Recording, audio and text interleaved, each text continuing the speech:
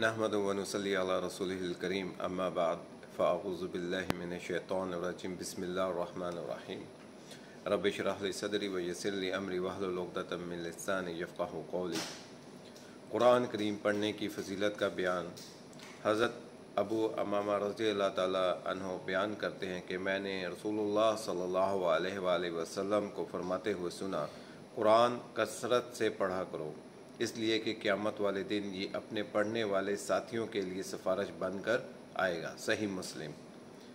एक दूसरी हदीस में आप सल्लल्लाहु अलैहि वसल्लम ने इरशाद फरमाया, क़यामत वाले दिन कुरान को और इन लोगों को जो दुनिया में इस पर अमल करते थे बारगाह इलाही में पेश किया जाएगा। सूरह बकरा और सूरह अल इमरान इनके आगे आगे होंगी, अपने पढ़ने वालों की तरफ से झगड़ा करेंगी। सही मुस्लिम की हदीस।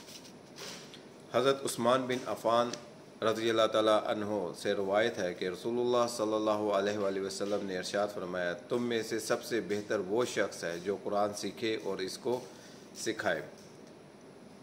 सही बुखारी।